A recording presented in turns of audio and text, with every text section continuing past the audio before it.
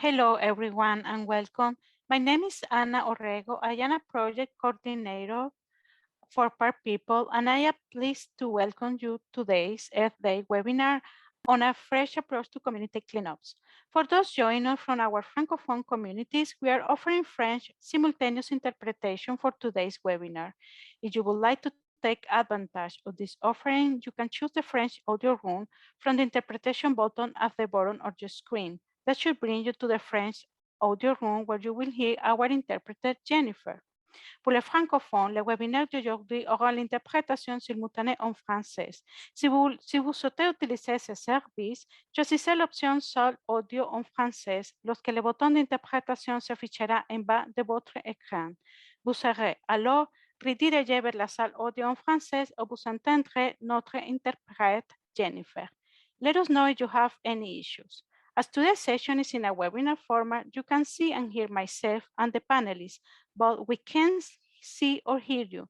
Please contribute to the conversation by asking questions, adding comments, and thoughts through the chat window, where myself and my colleague Cynthia will be able to respond.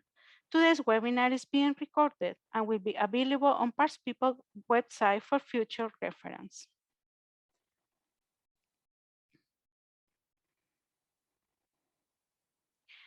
We would like to open today's webinar by acknowledging the land that we are gathered on and expressing our gratitude for its critical connection to the health of all. We also acknowledge the enduring presence and resilience of First Nation, Inuit, and Métis people on this land, and we recognize their role as caregivers, stewards, and storytellers across Turtle Island. We are honored to be able to gather together today as we believe that parks should play a vital role in providing shared spaces for all people and are an important space for reconciliation and decolonization. We invite you to introduce yourself in the chat window with your name, organization, and what nation's territory you're visiting us from. If you don't know which nation's territory you live or work in, we encourage you to visit nativeland.ca or whose land, which we have linked in the chat window. Park People helps people activate the power of parks to improve the quality of life in cities across Canada. Our national network program provides comprehensive support to grassroots community groups, nonprofit organizations, and municipal staff across the country that are working to animate and enhance their local parks. Programs like this webinar series aim to provide communities with the tools and inspiration they need to animate and improve their city parks, facilitate information exchange and peer learning between Canadians, as well as bring innovative city park ideas and projects to life through new partnership and research. Now, I would like to introduce my colleague Rachel, who will be moderating the discussion.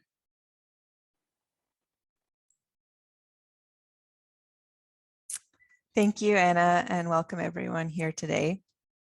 It's nice to see some familiar names in the chat window and in the attendee list. So thanks for joining us today as we dig into an activity that's very familiar to many park groups, and at the same time, it's a really important one for giving back to the parks after everything they give to us.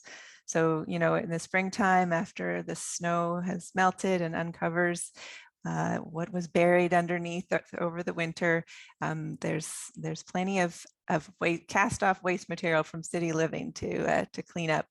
So, you know, picking up a can or a lost shoe or disposable masks, common sight these days, can actually have a lot more impact than it appears. Just beyond the environmental benefits, can have social, psychological, and community benefits. So we wanted to approach this conversation with the consideration that cleanups aren't always experienced in the same way. So we've done research in parks across the country.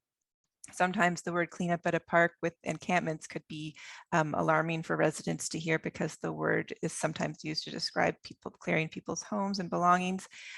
Experts we spoke with have recommended being sensitive and thoughtful when raising this idea with unhoused neighbors.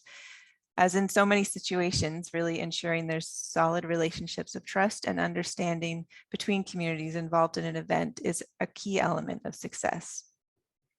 So the three panelists that we have with us today have a wealth of experience between them, and I'm going to clear the way for them to talk about their work.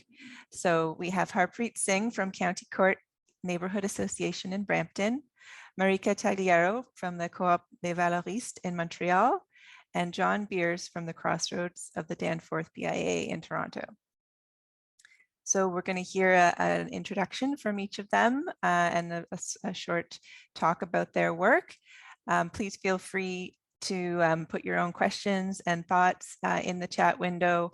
Always happy to hear about what's going on in your community and your creative approaches to these types of events. And we'll have a moderated discussion, so feel free to throw your questions in the chat. So without further ado, I'm going to introduce Harpreet. Thank you. Everybody can hear me? Okay, so hello everyone. My name is Harpreet Singh. I'm a resident member of the County Court Neighborhood Association located in Brampton, Ontario. So I'm just gonna get right into it in terms of park cleanups. Where do you start and how do you build community engagement and capacity? From my experience, a good source of knowledge is to begin park cleanups with information and resources available through your city website. Now, this is almost to assume that there is already a group that is working towards building community engagement. But for our association, we started hosting park cleanups usually around Earth Day in previous years. We would contact Parks and Recreation from the city of Brampton in terms of getting some resources to help with the cleanups. And that would be like providing bags, gloves, trash pickers, working with solid waste management in terms of having the pickup schedule, just to make sure there's no issues in terms of leaving some of the bags in the parks, and then just working with our city services. Now, in an early approach to park cleanups, it could be very localized to members of just your street, and it could start off as a small park or even an alleyway or a ravine cleanup. I would say in terms of suggestions when you're starting off, again, just using your city resources, working with your local politicians, like your councilors, in terms of getting your event details out. What we did initially was we knew that our councilors were giving out certain information quarterly to residents, and that sometimes is very specific to just your neighborhood. So we would approach our councilors in terms of having our event details already put on those pamphlets, say, and that's one way of just building up that community capacity, and also understanding that councilors have tremendous amount of information that they send out to residents in your neighborhood via email. So just small things like that in terms of where you want to start off and get the word out there. Also, we would work with our local schools, and understanding that high schools and middle schools had students with voluntary requirements for volunteering, and we would use that connection in terms of getting the youth out to get more engaged with their environments. Another great thing that we would do in the initial cleanups was having a neighborhood sign somewhere centralized in the neighborhood. I think if you see on one of the slides, we have one of the pictures of these big signs that you can put in your neighborhood.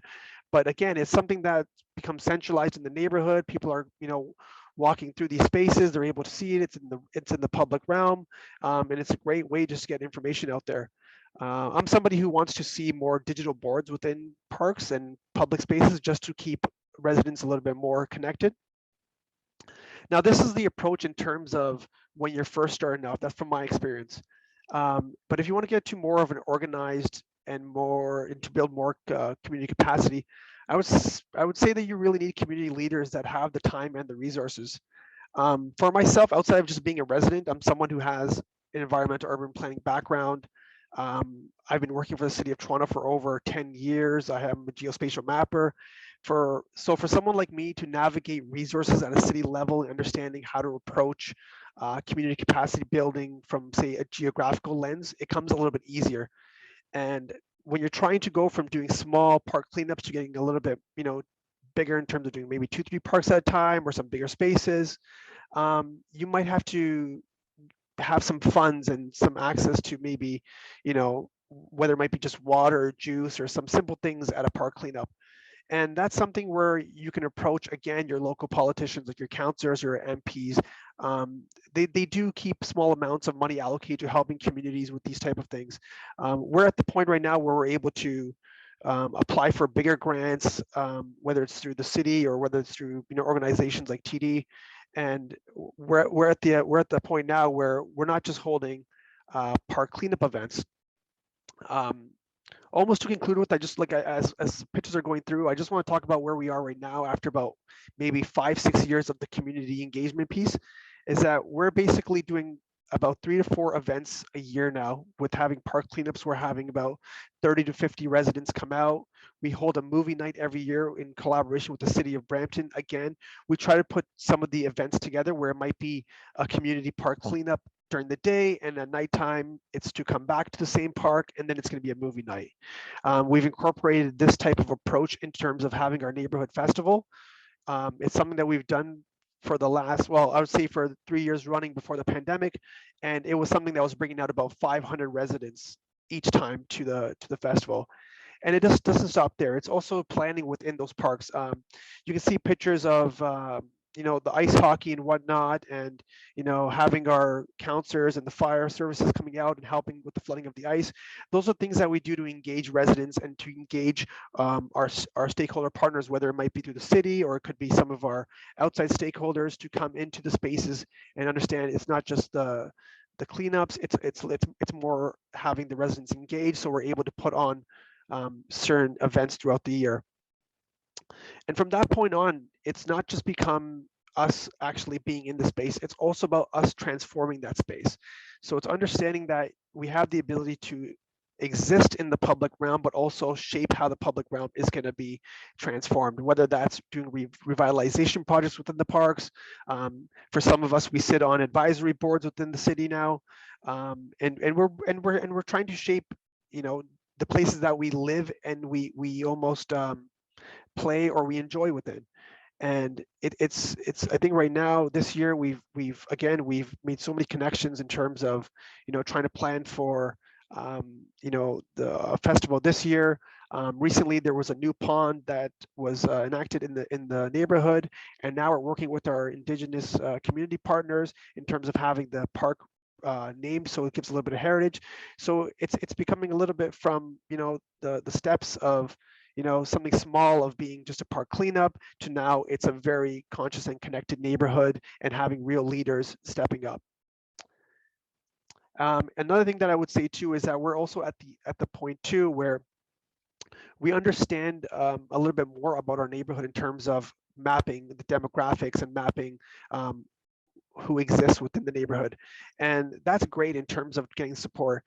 We know our businesses, we know the services that work within our neighborhood. And when it comes to certain things like, community capacity building, we rely on these type of supports. So I think the place that where we are right now in terms of association, it's really great. We've gone from just simple park cleanups to now holding festivals, and again, we're reshaping our neighborhoods. Thank you. Amazing. Thank you, Harpreet, for sharing. I look forward to digging into some of that information in our chat. Marika, do you want to give us an introduction and chat next?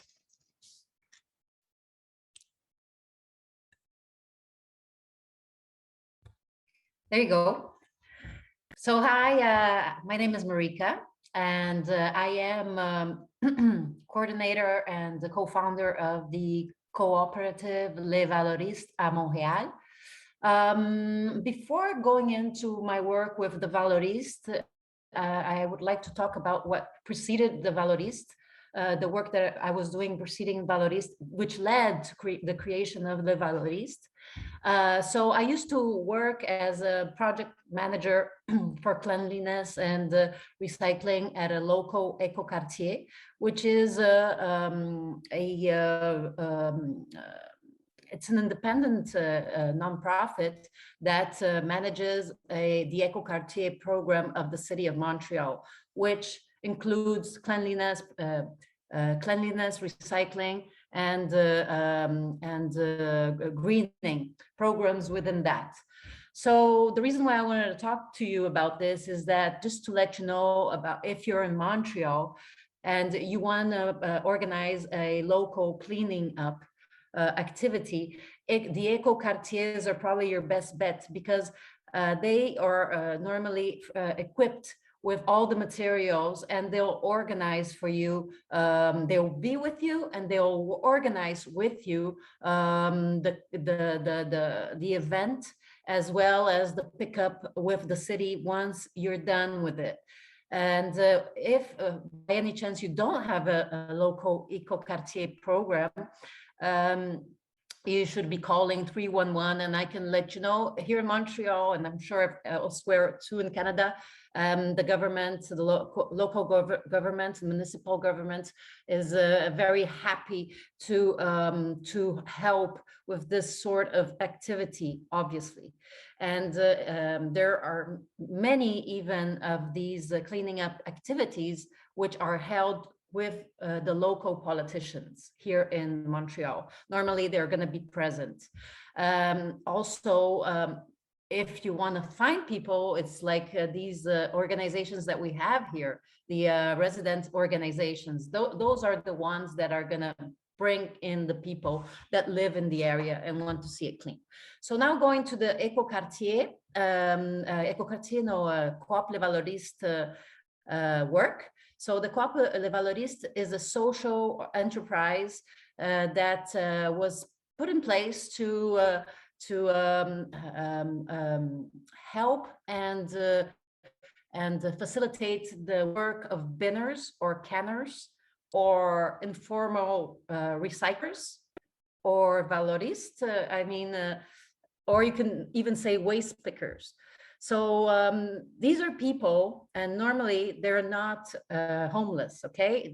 There are homeless people that are waste pickers, but normally people who are waste picking, they do this activity to avoid falling into homelessness.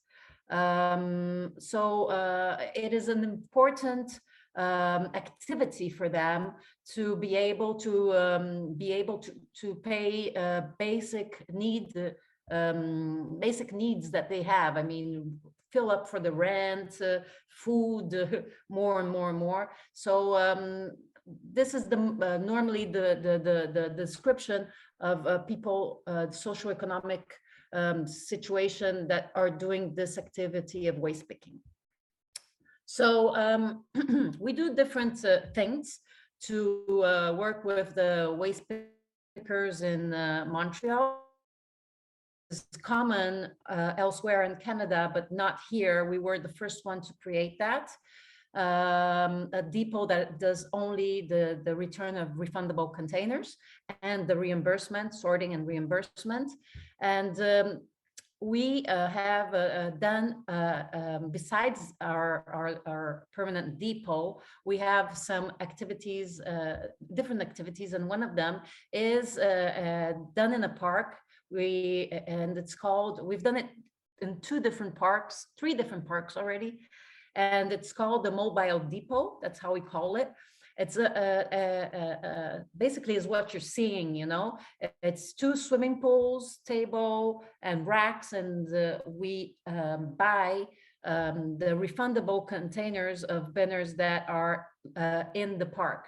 So as you must imagine, parks are big producers of recycling waste. Actually, it's knowing about having done garbage audits out of home garbages and in parks, I can tell you there's a lot of drinking containers that are thrown in the recycling bin or garbage bin in parks or in the ground, littering. And it's an opportunity for many people, the waste pickers, and they're doing this fantastic job that is picking up everything that's refundable and sending it to the good place, to recycling, and obviously making a little bit of money with that, with a lot of work. So One other thing that I would like to say to you about what we have done related to parks is that, and that could be interesting for maybe future events that you might consider, is doing a garbage audit. Everything that you picked up in a cleanup event, audit it, see what it is, you know. I mean, is there a lot of, for instance, is there a lot of containers, beverage containers, and most of them are not refundable. So what does that mean? It means that probably binners that are working all year around, especially in the summer, picking up and taking these containers, have not picked the ones that are not refundable, like maybe Ontario and here in Montreal, many aren't, some are and some aren't. Well, maybe that maybe that could lead to policy change, you know, like we are seeing here in Quebec now, where the government finally decided to put into the law all containers to be refundable. So it's not going to be half anymore like it used to be. And I know in Toronto that's the case. Only alcoholic beverage is refundable,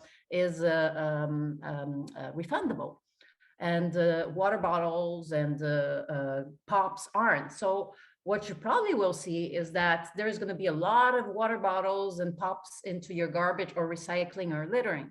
So maybe it's a point of pushing for policy change. The last thing I would like to talk about is a project that, so yes, so this picture that you see there, it's here in a park in Montreal. And you see that the people that are using the park leave their refundable containers out of the garbage for Mr. or Mrs. or the that are picking up the binners, the waste pickers. There is this solidarity situation that happens in our parks. If you can move to the poubelle participative, I would show you another interesting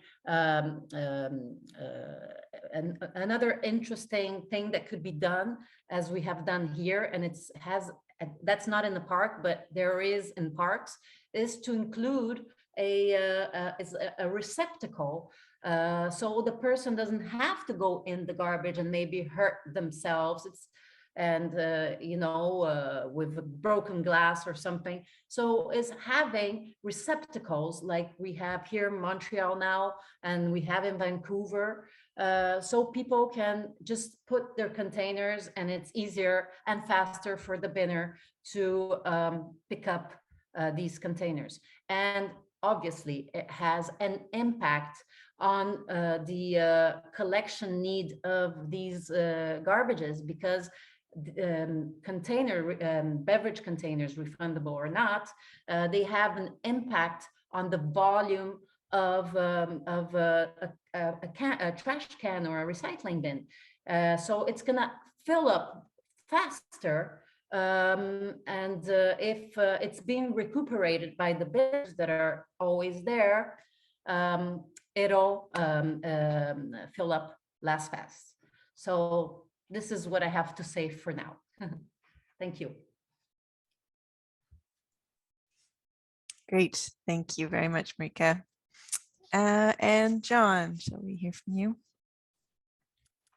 Hi, guys. My name is John. I am the coordinator of the Crossroads of the Danforth BIA. BIA is a business improvement association. You may also know them as a chamber of commerce, that sort of thing. I am the coordinator of the Crossroads of the Danforth BIA, and I am a resident of the neighborhood, lifelong resident of the neighborhood. That neighborhood is Oak Ridge. We're just outside of downtown Toronto. Sorry, is that okay? We're just outside of downtown Toronto, heading into the suburbs. Oak Ridge itself is a small neighborhood that is fairly disengaged. has been for a while. It's actually been designated a neighborhood improvement area. One of the challenges with doing anything or organizing anything or just connecting with the community is that for many reasons, the demographics, the socioeconomic, for many reasons, we are just not as connected, or at least we were not as connected as we could be. So this weekend coming up, Earth Day weekend, is also the same weekend every year that the people that Toronto puts on their Clean Toronto Together weekend. I'm just sorry, Cindy, do you have those pictures there? I don't know. Okay. Anyways, it's Clean Toronto Together weekend. So Toronto, there's a way in Toronto essentially for you to be cleaning up your neighborhood and arrange for it to be picked up on this weekend and have these sorts of events happening. So the BIA in the past had tried organizing some. So there is a picture of Oak Ridge. The BIA there's Oak Ridge right there. So to give you an idea of some of the challenges we have, the blue line you see is the neighborhood. That bottom line, that swoopy line on the bottom, they're actually railroad tracks. So there's really no connection to the neighborhood below us. The squiggly line above us is not only a creek, but it's a hydro corridor and a subway. So there is a barrier above and below us. So just to give you an idea of the disconnect that we have amongst all the other things. So the BIA in the past had tried to organize these clean together weekends, and there was always a challenge because people just weren't coming out for it. Back in 2015, some of us in the neighborhood got together and formed a friends of a park group. And the park is actually, if you notice in this picture here, there's a rectangle right at the bottom of the neighborhood. It's the largest rectangle you see there, a little olive green rectangle. That's Oak Ridge Park. So what we did is we started a Friends of Oak Ridge Park group. The first thing we did, just as a get to know you, is we did a neighborhood swap. So people were able to bring things that they had but didn't want anymore, things that were useful. And they were also able to take things that other people had. So, and it's kind of a recycling sort of thing, and a way just for people to get engaged with each other. So that was in the fall of 2015. It worked out really well. So heading into the spring, when it was the Clean Toronto Together weekend, we started talking about what we could do for the cleanup, not only to clean the park, but just get everybody engaged. The swap went really well. And it was an amazing person in the neighborhood who came up with that idea, and she wanted to do it again. So we said, well, let's do it the same day as the cleanup. And then we started talking about other things. There was another neighbor who had a lot of flowers and perennials that he split every year and wanted to give them away. So I was like, well, why don't you bring those? So this right here is what it essentially turned into, the Oak Ridge Park Eco Day. So my capacity as a BIA coordinator and just as a community organizer, I've spent a lot of time connecting with the community centers, the agencies, the groups, all of those sorts of things in our neighborhood and beyond.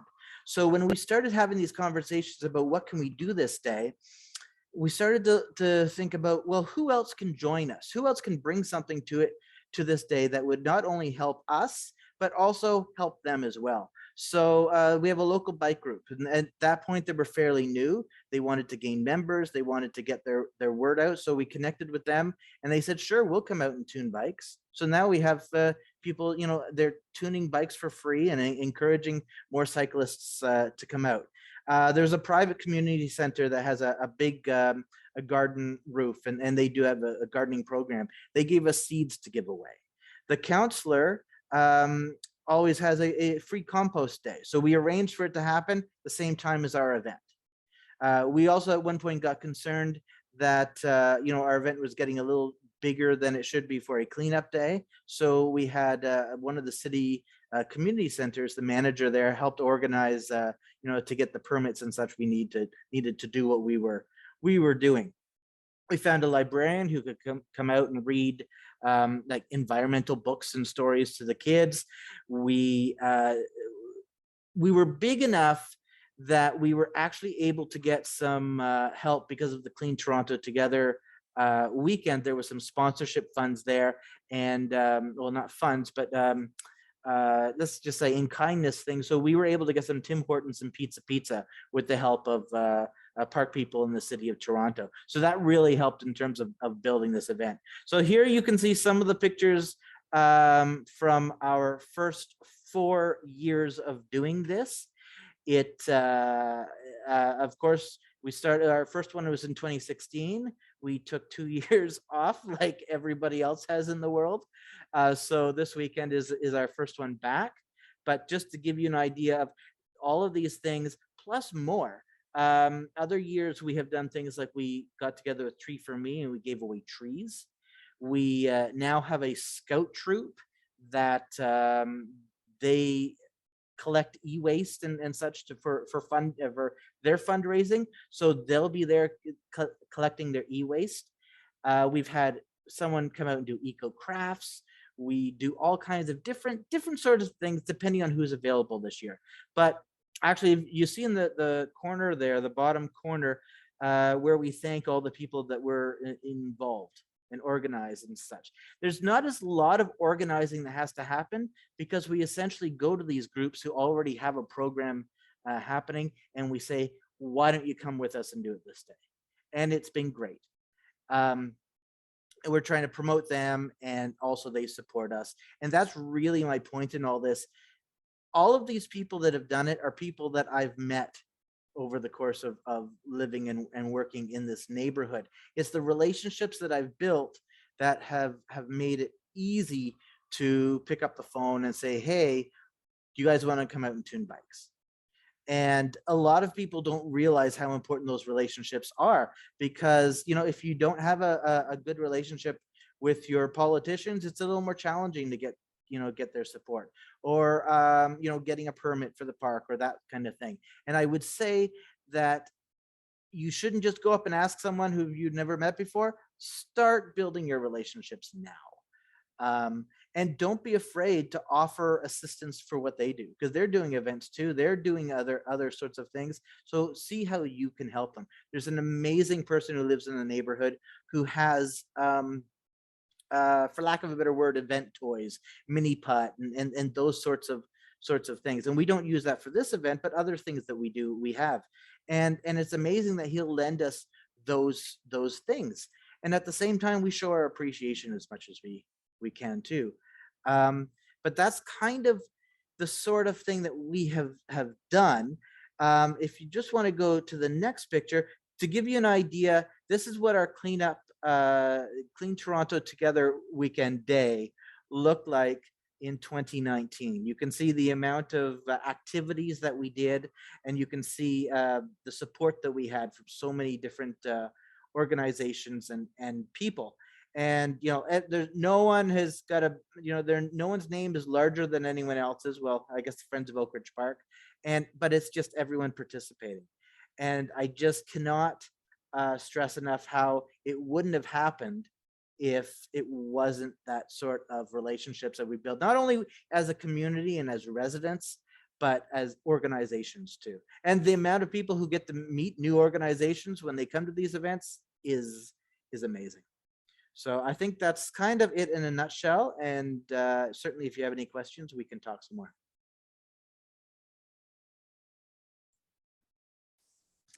Great, thanks so much. I really enjoyed hearing all of your presentations and your introductions, and it really shines through like your neighborhood pride. And I see some common threads between all of your work. You really focus on like inclusion, come join us, like as many different people participating as possible, that participatory spirit, the collaborative spirit. Marika, you mentioned how the park users are collaborating with the waste pickers by leaving the recyclables by the bins, and really also that like reciprocal relationship when, you know, you help others and others help you in return. And same thing with even keeping the park clean, you know, it's like, it's all about that reciprocity in those relationships. So I'm loving that you all highlighted those things. And the building too, Harpreet, you talked about like building capacity of the community,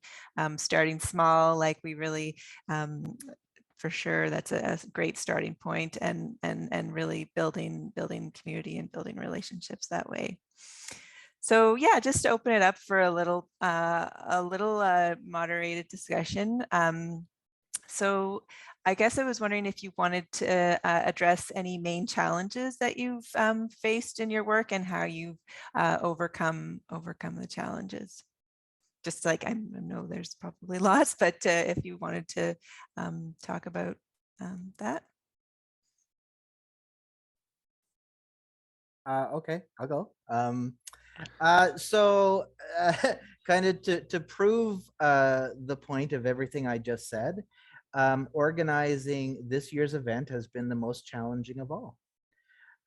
Essentially because we have been hidden away for 2 years. And so many of us are not in the same space, either physically or mentally, that we were, 2 years ago. So I am rebuilding my network. So many of those people I talked about in those groups and organizations and political offices and those sorts of things have changed. So in the past, 2019, you saw my poster there. That was just a matter of, shooting a text or an email saying, okay, we're doing the event on, the third week in April this year. Okay, great, we're there. This year, there's a lot more of me going and introducing not only the event to people, but introducing myself to people. So it's a much crazier and different world that we are living in. So, and also we're not sure exactly what this weekend will hold because we don't know how many people will come out. There still is that sense of maybe not gathering in large groups and such. So it'll be interesting. In a case like this, you're not really gathering all together, you're spreading out, but that certainly has been a challenge this year. But I'm confident that things will get better and it will change. The other big challenge, which we're also facing this year, and is always a challenge, is weather. Here in Toronto, on Friday, they're calling for a beautiful day. And on Sunday, they are calling for a beautiful day. That's not what's forecast for Saturday.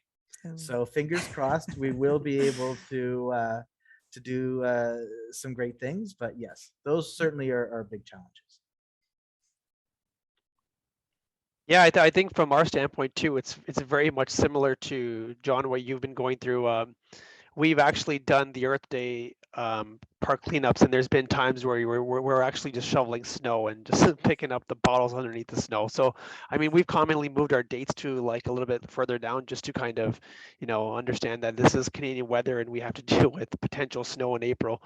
And but yeah, no, a challenging part is, I mean, for our neighborhood association, we really had the ball rolling before the pandemic, and we were getting those that engagement happening, and those workshops and the festival and whatnot. And you get hit with 2 years of not being able to plan and all the protocols around how to really exist in these parks and social distancing. So we kind of had to hold ourselves back in terms of doing some tree planting events, and again, whether or not we're going to do a festival or whatnot.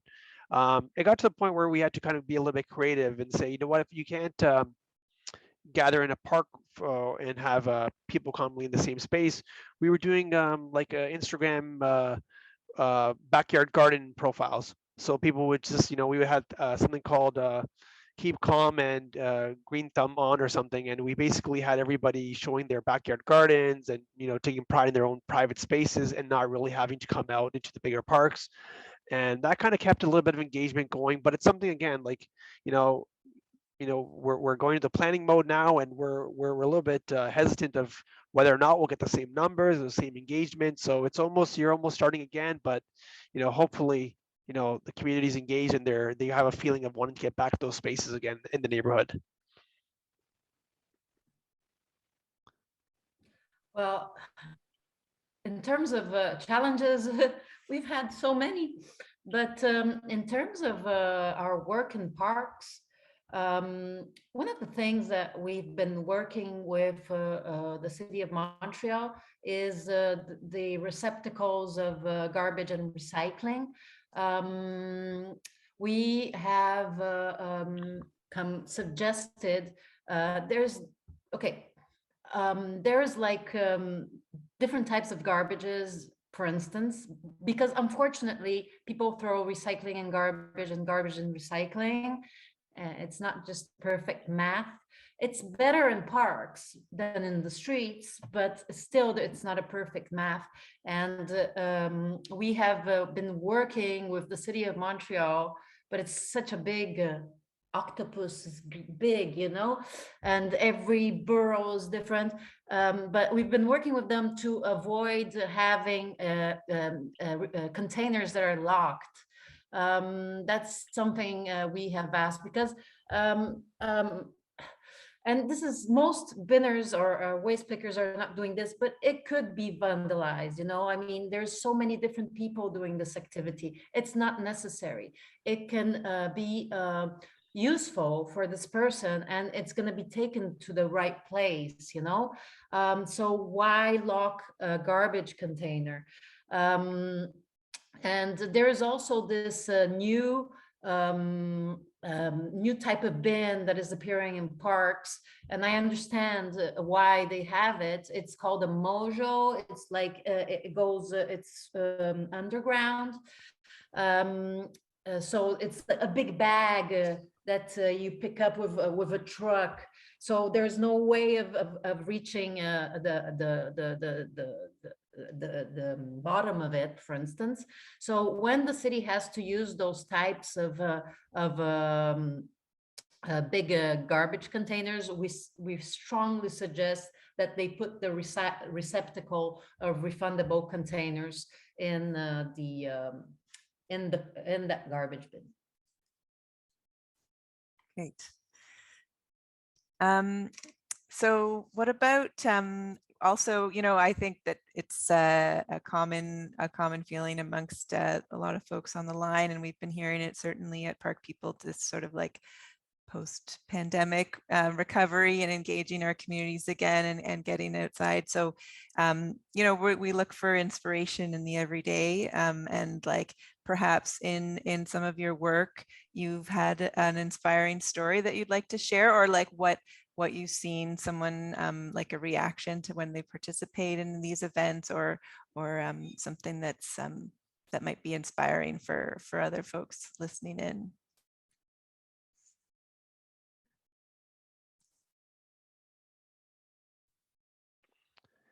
I know from our association, we've had a lot of youth that have been involved in terms of volunteering their time, and you know, as the years go on, they've gone from like high school to university, and they've kind of, you know, looked at the experience of working in the neighborhood during the park cleanups, or whether it's during the festivals, and you know, I think it's like they're the introductory almost to like, you know, an adult world of saying, hey, you know, I just did some volunteer work, you know, can I get a reference letter? And then that, you know, spirals out into like applying for university.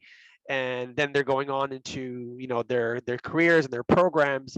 And they've come, I've had a few students who've come back to be like, you know, I actually got into this program. Thanks for giving the reference letter. And it was a great time. And they're still connected to the neighborhood.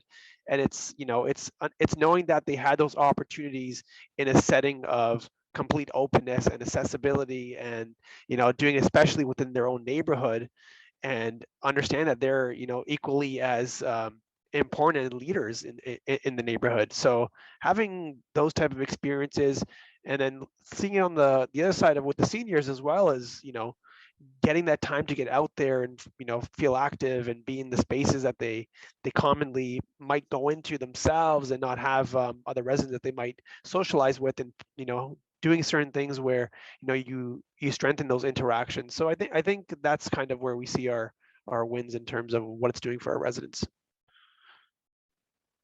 Yes, the inspiration of youth is a beautiful thing. I would say for us, it's really it's seeing how people who haven't met each other get a chance to find out, hey, wait a minute, you just live down the street from me, and we like this thing, and it's really hard to get people out and talking to each other, and bringing neighbors together has been probably the best part of this. Not just neighbors, but like I mentioned, the organization, the cycling group, for example. It's great that they were able to offer the bike tune-ups. A lot of people, you know, don't think about doing that, have a bike in their garage, and you know, there's an opportunity maybe for them to get it tuned up, and then they'll ride it again. But they meet these other cyclists, and then you know what? Next thing you know, they're joining their rides that they do together. Like it's that kind of thing that we're giving you know, a space for other people to promote what they're doing. As a matter of fact, this weekend we have a new coffee shop in the neighborhood that opened last fall. And of course, as you know, all small businesses have been struggling big time, especially in a neighborhood like ours, where you don't have a lot of people walking down the street. They are will be handing out to all of our participants. They'll be getting a coupon to go get a free coffee or hot chocolate there. And so they're doing that for us, which is a great little thing. But at the same time, it's a way to put the neighborhood into their shop. Maybe they haven't visited yet, and let them see, you know, what kind of coffee they have and what other danishes and things that they serve. So it's a win-win for both. But it's just that overall engagement, which is what we kind of were going for to begin with. That has been amazing. When we do our mobile depot for refundable containers in the park, it's not only a place where we're refunding people and sorting and recycling, and it's not only that, it's also a community event, you know, because we don't get only waste pickers. We also get residents or users of the park that come. And one of the things that I love the most when it happens is when you have a family, a little kid that comes and brings her can, and we give her 5 cents.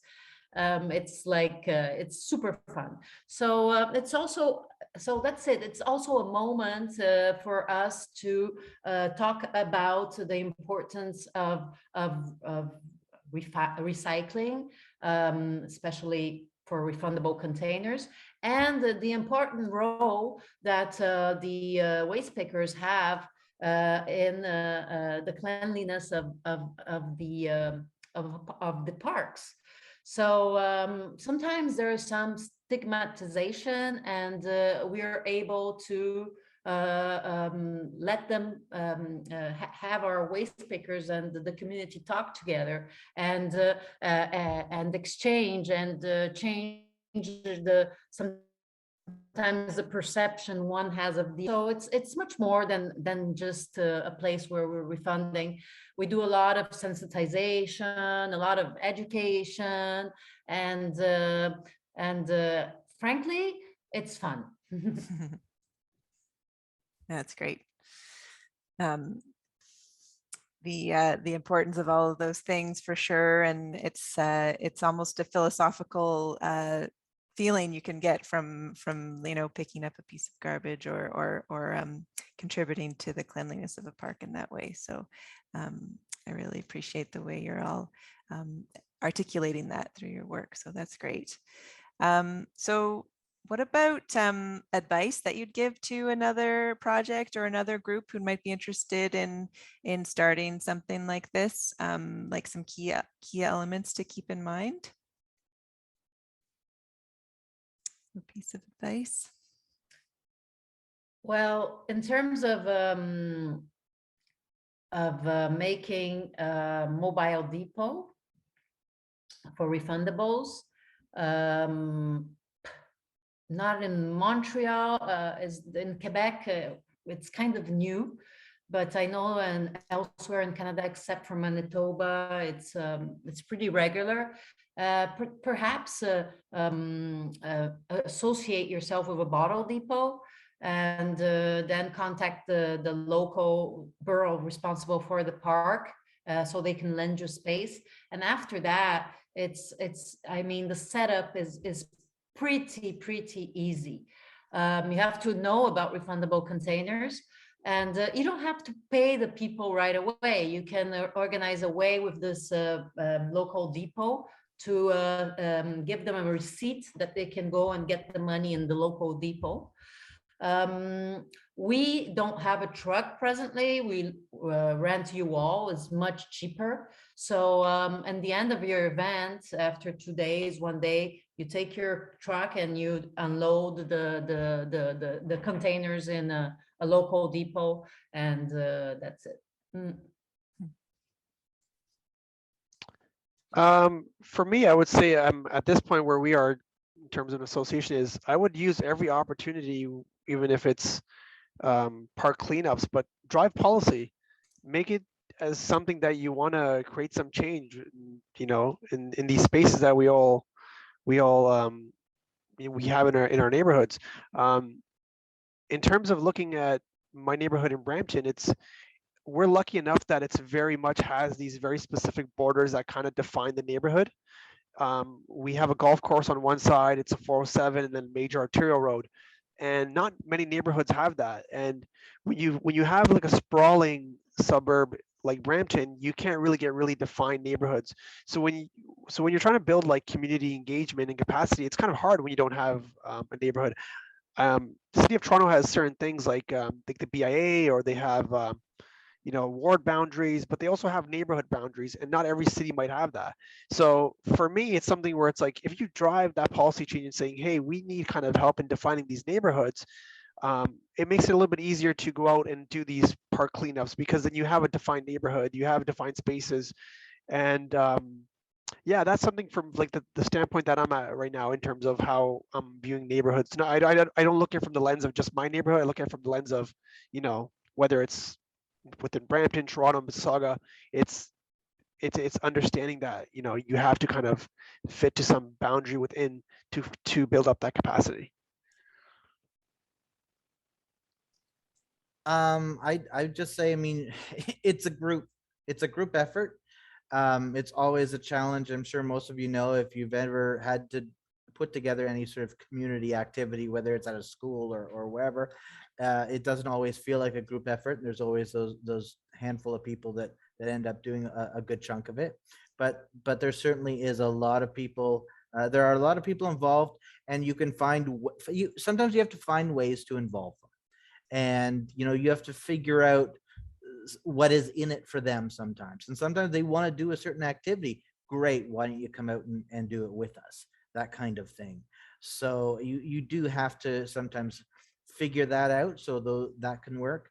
The other thing I would say is huge is take lots of photographs, because that's how you promote your activities the rest of the year, right? And it's the sort of thing that, because you know, we're all using social media to communicate, you know, what we're doing in the community. Take as many, it's challenging too, because you're dealing with the public, and you know, you want to avoid, you know, pictures of kids unless the families are okay with it, that kind of stuff. But take lots of pictures, even if they're not of people or the back of people or whatever, and utilize those. We've been showing, you know, pictures all week of what we're planning to do this weekend. And of course, we're able to show pictures of bright sunny days. So that's what they're going to think Saturday is going to be like. But certainly do that kind of thing. And we've been able to show those pictures for the last 2 years when we haven't had events as well, right? Just to keep people excited and engaged. Yes, images and pictures can be really key in sharing your story. Well, I think that's great. I'm going to wrap up our discussion now. I want to thank Marika, Harpreet, and John so much for joining us tonight, and all of the folks who tuned in to watch. I know sometimes it's harder to turn our brains on later in the evening, so I really appreciate your participation and your discussion tonight. I'm going to pass the floor over to Anna. Thanks, Rachel. Today's webinar is made possible by the generous support of North Rose Fulbright and the TD Ready Commitment. We are very grateful for their support. The webinar is also a part of the Montreal Park People Network, which brings together 4 partner organizations to build community, capacity, amplify impact, and build a stronger city parks movement in Montreal. We are also excited to promote the second Montreal Park Forum, Community Engagement for Urban Parks, which will take place on May 26 and 27. Join park lovers, planning and public service professionals as well as community group members to discuss with experts the different ways to activate community engagement in Montreal's park and green spaces. This year, we are pleased to meet you in person in the Mont Royal Park on May 27 and online for the keynote conference on May 26. Save your date in your calendar and stay tuned for more news. Soon, we will share more news on the forum schedule and registration opening date. Subscribe to the Park People newsletter to access opportunities, resources, and events that keep you connected to the park issues you care about.